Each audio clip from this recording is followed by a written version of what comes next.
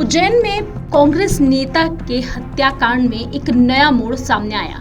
आपको बता दें कि कांग्रेस नेता के घर में घुसकर ही उनकी हत्या की गई थी और हत्यारे कोई और नहीं बल्कि उनका परिवार ही निकला था। लेकिन अब इस सनसनीखेज मामले में एक और नया मोड़ सामने आया है। पूर्व पार्षद गुड्डू कलीम हत्याकांड में गुड्डू कलीम की हत्या के आरोपी बड़े बेटे आसिफ के सील कमरे में घुसकर चोरी की वारदात को अंजाम दिया गया और यह चोरी किसी और ने नहीं बल्कि रिश्तेदार ने ही की है। सोचने वाली बात यह है कि आखिर आसिफ के कमरे से रिश्तेदार को क्या चाहिए था। पुलिस ने हत्याकांड के बीच उसी घर में चोरी का प्रकरण दर्ज किया है। इस पूरे मामले में आरोपियों को भी गिरफ्तार किया गया है। अब तक इस मामले में 2 आरोपियों को गिरफ्तार किया गया। टीआई विवेक कनोडिया ने बताया कि 11 अक्टूबर की सुबह पूर्व पार्षद गुड्डू कलीम की हत्या के बाद मामले में आरोपी बेटे आसिफ उर्फ मिंटू के कमरे को पुलिस ने पंचनामा बनाकर सील कर दिया। आसिफ रिमांड पर था। पूछताछ में उसने बताया कि लाइसेंसी पिस्टल और कारतूस उसके कमरे के लॉकर में रखे हुए हैं। इधर इसी आधार पर पुलिस तस्दीक के लिए उसे लेकर घर पहुंची थी।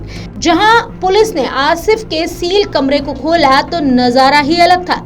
आसिफ के कमरे में सामान बिखरा पड़ा था, लॉकर खुला हुआ था, पूरा कमरा अस्त व्यस्त था। ये देखकर पता चला कि इस कमरे में चोरी की वारदात हुई है। आसिफ ने पुलिस को बताया कि कमरे में प्रॉपर्टी के दस्तावेज, चांदी के बिस्किट, बंदूक के कारतूस, सोने के कंगन और अन्य ज्वेलरी रखी हुई थी, जो सब चोरी हो गया।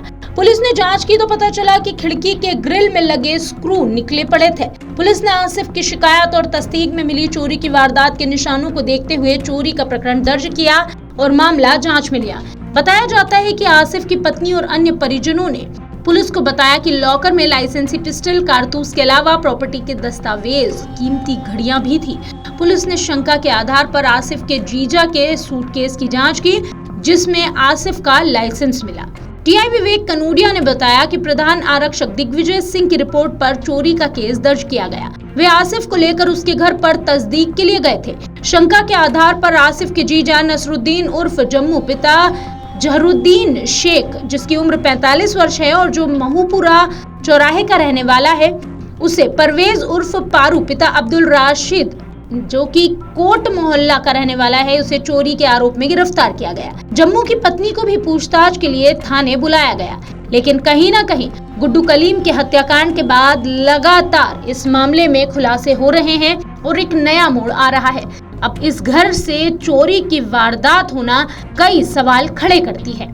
आखिरकार हत्यारे के कमरे से चोर को क्या चाहिए था? क्या उसे वाकई सिर्फ गहने और पैसे ही चाहिए थे या किसी और नियत से ये चोरी की गई है? पुलिस इन सभी पहलुओं पर मामले की जांच कर रही है। इसमें जो है प्रकरण पंजीबद्ध करके कॉन्स्पिरेटर्स को और जो हत्या की वारदात को अंजाम दिया था सभी आरोपियों को अरेस्ट किया गया है। इसमें अभी विवेचना की जा रही है और भी लिंक्स को देखा जा रहा है, एविडेंसेस कलेक्ट किए जा रहे हैं।